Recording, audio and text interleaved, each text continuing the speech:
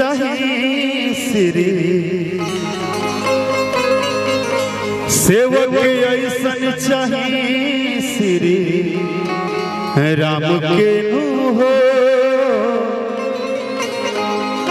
राम के नु हो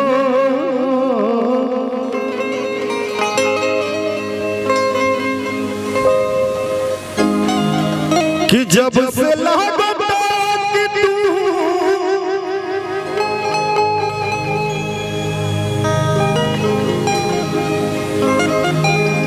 कि छोड़ी चल गईला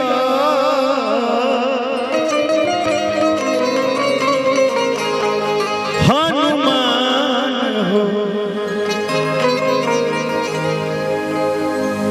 ये जो राम और हनुमान का संवाद है जिसको हम गाने जा रहे हैं, ये थोड़ा वियोग रस का संवाद है। जब कुछ ऐसा हुआ है कि जब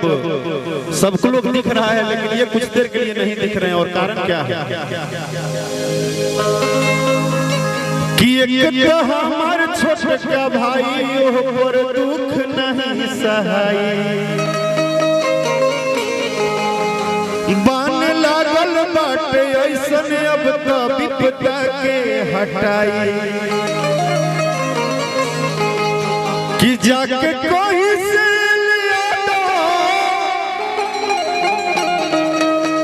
जाके कोई से ही उपाय हनुमान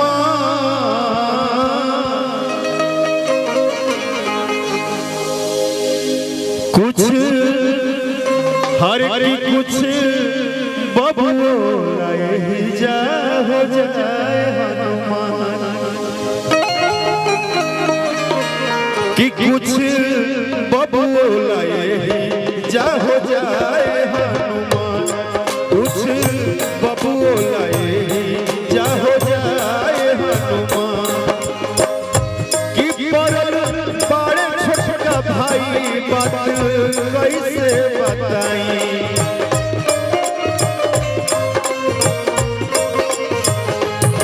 परल बड़े छोटा भाई बात कैसे बताई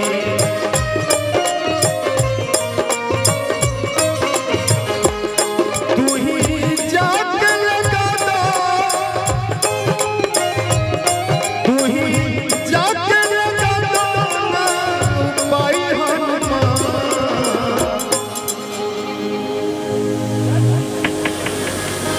प्रेम से बोली श्री रामचंद्र की अब तो कुछ बता दो उपाय अब तो कुछ बता दो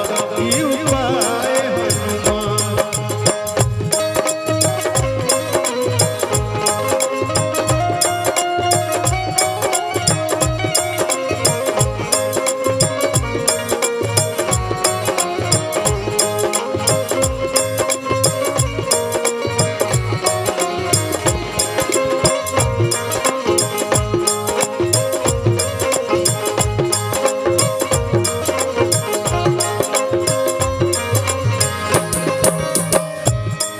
इस गीत का जो मतलब है वो अभी आपको डांस नहीं करने देगा क्योंकि ये डांस वाला गीत नहीं है। लेकिन एक बात समझिएगा,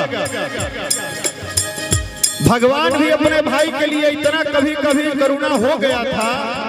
कि जब उनको भी कुछ नहीं दिख रहा था कि हम क्या कर सकते हैं। जो सृष्टि चलाता है वो भी कभी ना कभी फंस जाता है। और कितना अच्छा वो संवाद था और कितनी अच्छी बात थी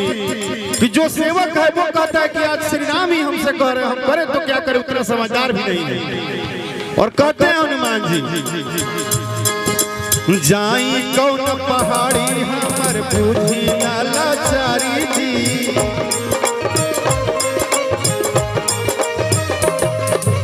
जाई कौन पहाड़ी हमर बूझी लाचारी जी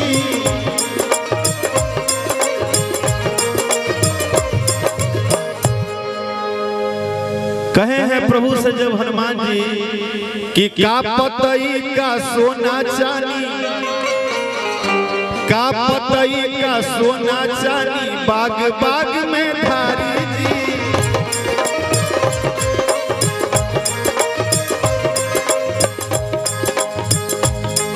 आप समझिए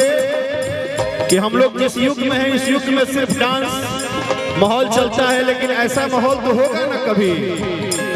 कि जब अपने भाई के लिए एक भाई जो खुद प्रभु है, भगवान है, वो भी अपने सेवक से कहता है कि देख लीजिए आज आप ही कुछ कर सकते हैं। इसीलिए हम आपको नहीं बुलाए कि अभी हम डांस वाले माहौल में नहीं। थैंक यू यार, थैंक यू सो मच। अच्छा है ना,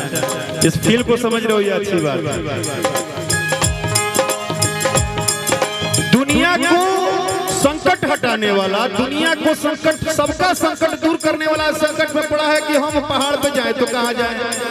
पता लाए तो कौन सा लाए, संजीवनी कहाँ चिन्हेंगे, कौन सा क्या है हमको पता नहीं है। लेकिन वहीं पे वो भी तो बैठा है जिसको चाहिए ही चाहिए कि तोहरे सेवा में लागला,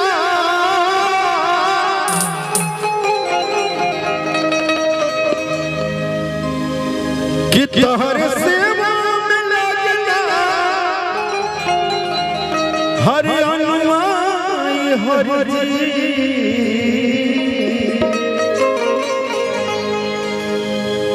ये इस संवाद का मेरा अंतिम लाइन रहेगा, क्योंकि ये लाइन जो है थोड़ा इमोशनल है। जब भगवान मलिक जी, जब भगवान पूछे हैं कि आप उपाय लगाओ, तो हनुमान जी भी अफदरा में पढ़ के बोले कि अब हम क्या करें, तो उन्होंने कहा है कि रौरे सेवा में लागला, सेवकाई हरि जी, तो कहीं कहाँ से याद ही दवाई हरि जी।